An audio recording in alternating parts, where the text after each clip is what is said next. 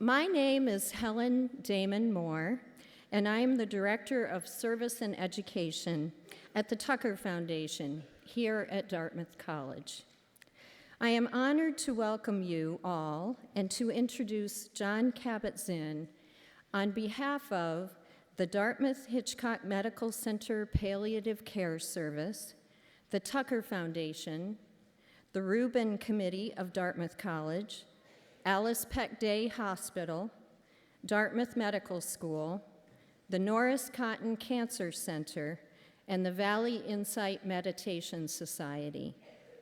Special thanks to Ira Byock and Yvonne Corbet and the Palliative Care Service for partnering on this project, and to those at Tucker who have worked so hard and who are this week celebrating the 60th anniversary year of the Tucker Foundation, Dartmouth Center for Service, Spirituality, and Social Justice. We are pleased to welcome Dr. Jon Kabat-Zinn to Dartmouth College today for the second time. Kabat-Zinn first visited Dartmouth in the summer of 1984, when the college and the Connecticut River served as the training camp for the men's Olympic rowing team. He was the meditation trainer for the team, helping them to optimize their mental performance. Today, he is here to help optimize our performance. Jon Kabat-Zinn holds a PhD in molecular biology from MIT. He is Professor of Medicine Emeritus at the University of Massachusetts Medical School and founder of the Center for Mindfulness in Medicine, Healthcare, and Society, and its mindfulness-based stress reduction clinic.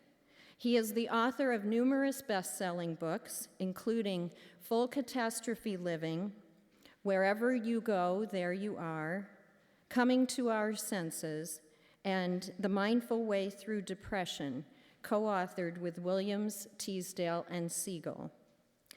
Dr. Kabat-Zinn's research focuses on mind-body interactions for healing and on the clinical applications and cost-effectiveness of mindfulness training for people with chronic pain and stress-related disorders, including the effects of mindfulness-based stress reduction on the brain.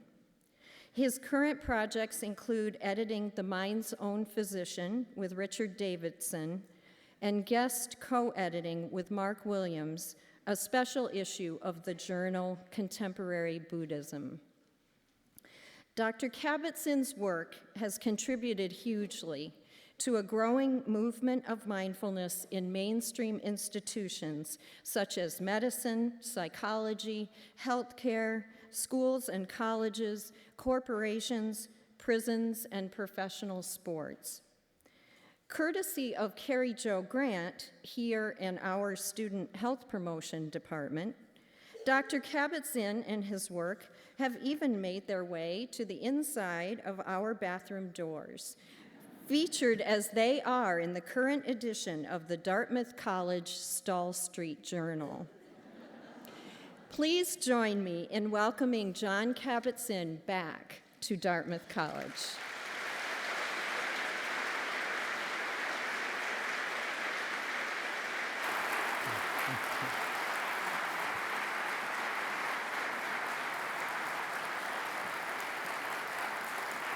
Thank you. Thank you. It's a delight to be here. Do I have to have the light this bright in my eyes? Because maybe you could tone it down a little bit so that people can still see me, but I'd like to be able to see you too. It's a delight to be here. It's nice to walk into a theater where mindfulness is on the marquee. You know you've really made it when it's on the marquee along with Frankenstein. I mean, it's like you're part of the mainstream, so to speak, however that goes from moment to moment and from day to day.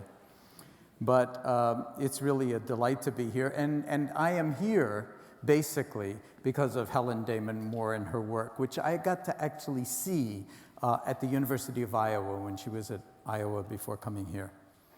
And also Dr. Ira Byock, who I met in Ireland about 2 years ago, almost exactly 2 years ago.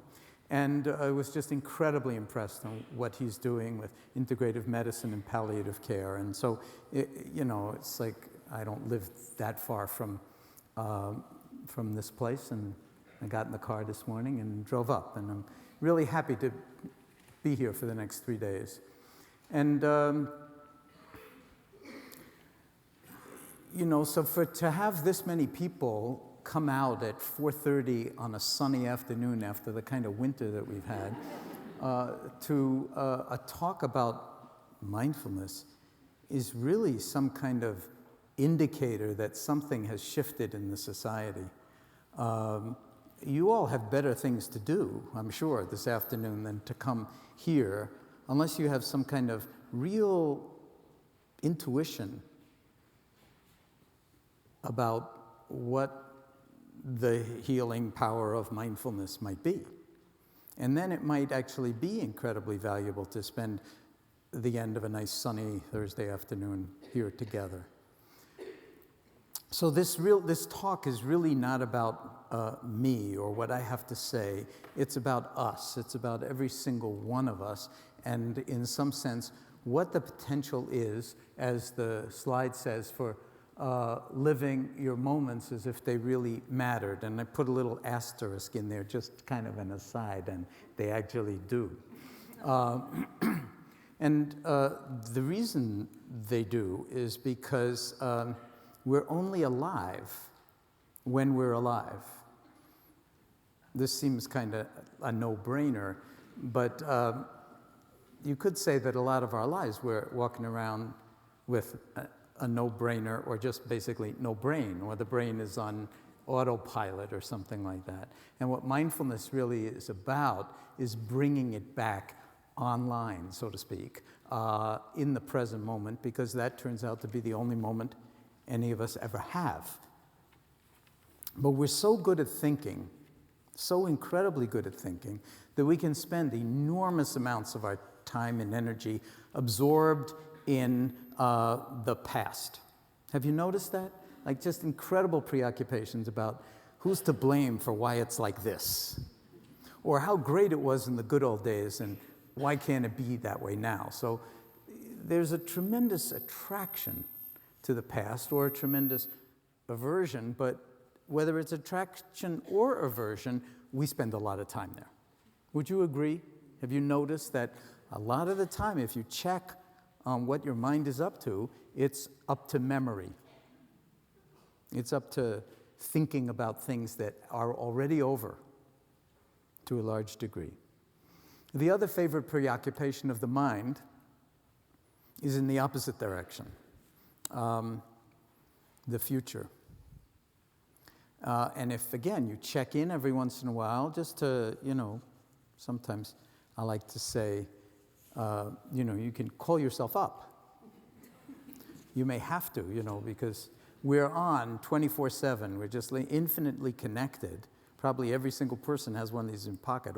I hope there are some exceptions, but and they're called smart phones, but they're not.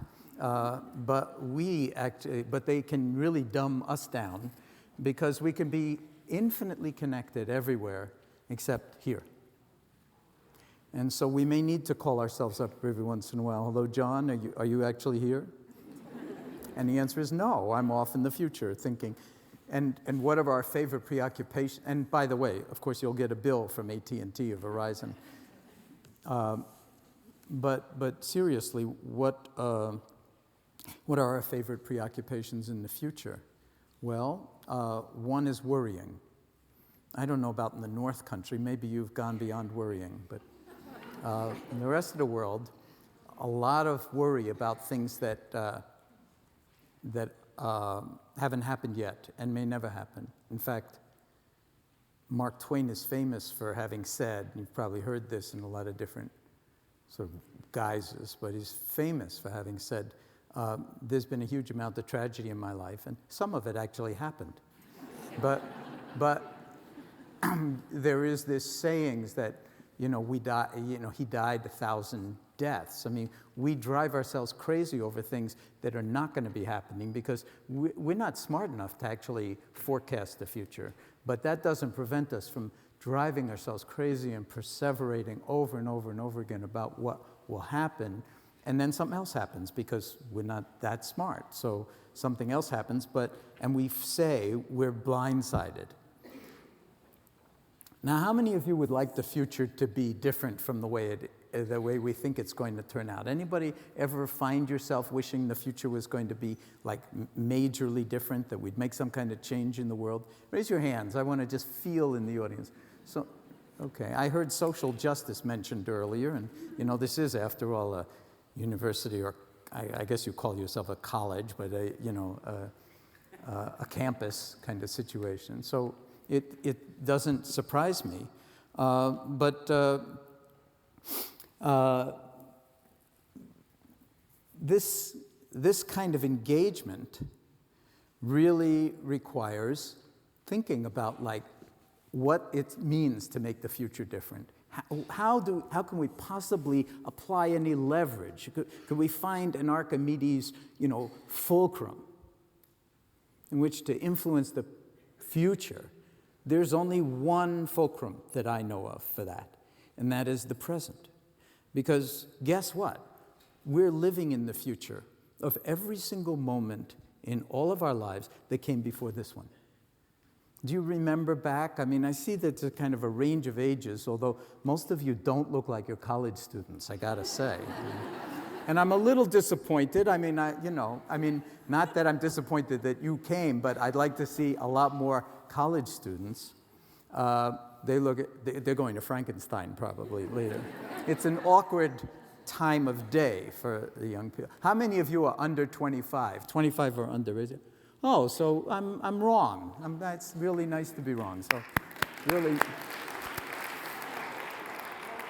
So I was going to say to the older people, but maybe you did it when you were even younger. Do you remember before you came to college here?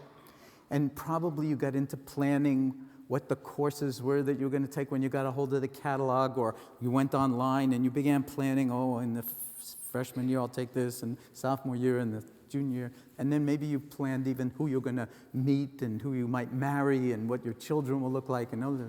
Does that sound familiar? That, sometimes we do that when we're young. And then we think that it's all going to turn out in the future. So no matter what your age is, I've got news for you. This is it. It already turned out. And how did it turn out? It turned out just like this. In this moment, your life is just like this. Not happy with it, a little bit sad or depressed or wishing it was different. That's not a problem. That's not a problem. Because we can always sort of feel like, okay, how are we going to be in relationship to this? And of course, life is not easy. And a lot of times we're faced with enormous challenges, sometimes with enormous pain, sometimes with enormous threat. And that's part of the human condition. But the real interesting question when it concerns, say, the future, and concerns living as if life really mattered, is can we actually be in the present moment when things are kind of not the way we thought they would be? Or, sometimes the shorthand for it is, well, I didn't sign up for this. I mean, or another way to put it, sometimes maybe no offense meant, but how did I get born into this family? Or who are all these crazy people? Why am I the only sane person? And when you're in a family, no one else can know the kind of genetic disease of that particular family that, that everybody suffers from except you.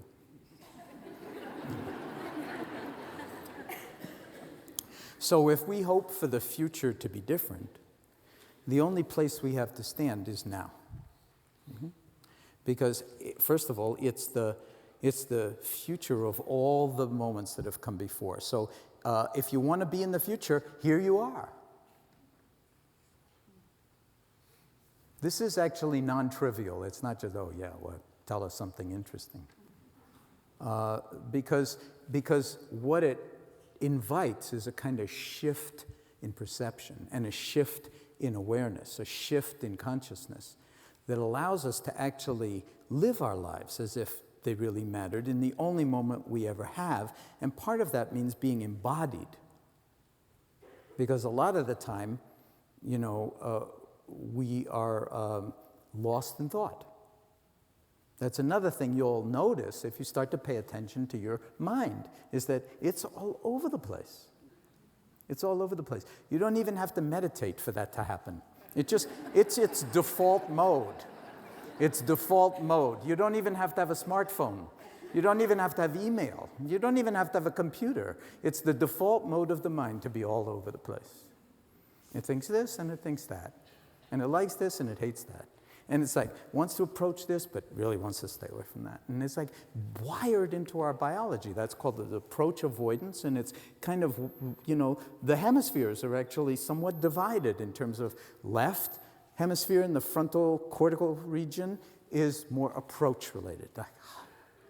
And right activation, more, and that's one of the fundamental biological,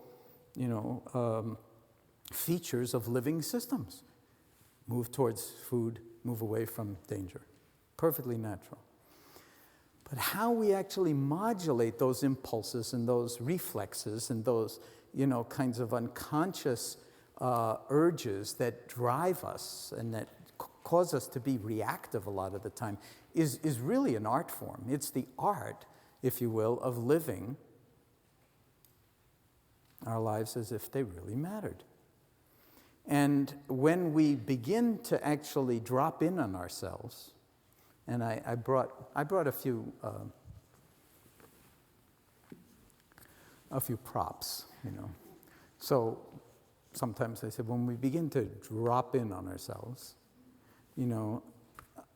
we can actually reclaim this moment in this body, with this heart, with this mind, and begin to shift the default setting on how we live our lives. Begin to actually move in a direction of greater balance of mind, greater groundedness in the body, greater clarity of sight, greater, if you will, recognition of what's actually unfolding moment by moment, that's not so conditioned by whether it's we like it or not. Because the world, maybe you haven't noticed this yet, but it's not actually organized around you being the center of the universe. I know that's really disappointing because I'm guessing now, don't take offense again, but I'm guessing that you are entirely organized around you being the center of the universe. Every single one of us is. It's almost unavoidable. It's almost unavoidable. And that actually has representations in the brain it's turning out. That there are medial networks in the frontal cortex and that is actually called the default mode. And it's what they think, neuroscientists think, is what's happening when you're not doing anything. Well, it turns out when you're not doing anything, you're very busy. You're very, very, very busy. And one of the ways that's described is that your mind is wandering. And now there's an entire field in neuroscience focused on mind wandering. How many of you have noticed that your mind sometimes just has a life of its own? It goes here, it goes there. It's like, loves to be entertained. It's very entertaining. So yeah, that's what's called the default mode now. And another name for it is the narrative network. So it's like we're continually constructing narratives about ourselves. I mean, after all, it's the favorite topic, right? Me. What could be more interesting than me? The story of me, starring me. And if you start to pay attention, because what we're talking about, what mindfulness is, it's actually awareness. Okay? And it's cultivated by paying attention. So just to get clear about this, that doesn't sound very Buddhist, does it, so far? Or very Asian, or very mystical, or very, anything. I mean, it's just paying attention. That's what how many teachers are there in the audience? Whatever level you're teaching at. Raise your hand so I can feel it. Okay, don't you want your students to pay attention? It's non-trivial to get them to pay attention. First, you might have to be interesting. That itself is a challenge. Second, you might have to make the subject matter interesting. That's also a challenge. But third, it's like, I remember as a product of the New York public schools, having teachers actually yell at us to pay attention. But that's not a very effective way to get people to pay attention, because it turns out that attending is something that you need to learn. It's a learnable skill. But instead of being taught to pay attention, you're just told to pay attention. Get with the program, pay attention. And a lot of people pay attention very differently. Some pay attention auditorily. They're really predominantly auditory. Other people can't do auditory so well. They got to see it visually. Other people, it's more intuitive. They feel it with their bodies in a certain way. So this is incredibly important in education at all levels, because as they say about orchestras, even the greatest of orchestras, with the greatest musicians, with the greatest instruments, playing the greatest music, before they perform, they get together and they tune their instruments. First to themselves, then with each other, until there's a kind of dropping, if you don't mind me put it that way, into kind of resonance, call it an A. Or call it what you like, but a kind of interconnected feeling that we are in some space together. You could call it relationality. And so mindfulness is the awareness that arises by paying attention on purpose in the present moment, paying attention on purpose in the present moment, and non-judgmentally. Now, non-judgmentally, that's the kicker, because as I said, the default network is operating constantly, and the default network's got ideas and opinions about everything. It's judging constantly.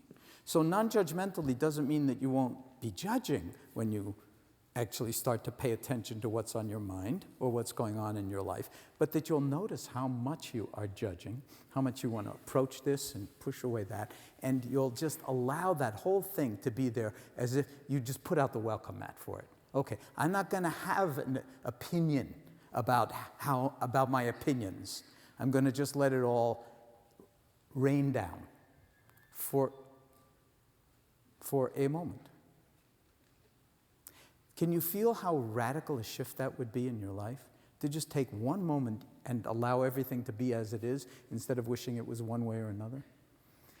The Buddhists would call that liberation. It's a kind of freedom that no one else can give you, but that allows us to, in some sense, rotate in consciousness so that for one moment, we're stepping outside of time. Because if you live in the now, well, maybe you've had this experience. Just check your watch and take a look right now. And what time is it? I'll tell you what time it is. It's now. And every time you check your watch or your phone, it's now again. Now, why am I even talking about this? Why did I even come here? It's always good to ask those questions. It's like, I don't know, actually. Because it's usually bigger than whatever you think, your reasons for it are.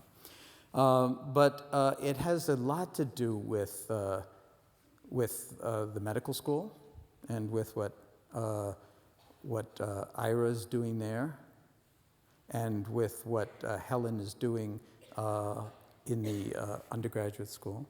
It has to do with the fact that the society has reached a point where we're beginning to understand that the exponentially increasing levels of stress in medicine, in our professional lives, in our personal lives, at every age, really require some kind of shift that is not in the form of taking some pill to numb yourself out to it or get it together, but that actually we need to cultivate what's often spoken of as the domain of being in order to not be so overwhelmed by all the doing and the performing. And while it's true that with the Olympic team, we were using mindfulness to actually improve their performance, it was a kind of Zen operation in the sense that you can't improve performance by trying to improve performance, especially with the mind, because the kind of mind that's grasping for an outcome is exactly the kind of mind that gets in the way of any desirable outcome. Have you got that? Did you catch that as it flew by? Okay. So this means we're in new territory. One example, a common example. You can't get to sleep by forcing yourself to get to sleep, by telling yourself how important the meeting is you have tomorrow. In fact, that's probably a very bad idea because that thought will actually secrete one more thought about the meeting or the stakes of it, and then that will lead to something else in this default network of mind wandering. And pretty soon, you are wide awake, desperately wanting to be asleep and not knowing how to get there. Okay? So it's non-trivial to actually befriend our own minds and our own lives in such a way that we can actually work in these paradoxical ways where striving won't do it. Striving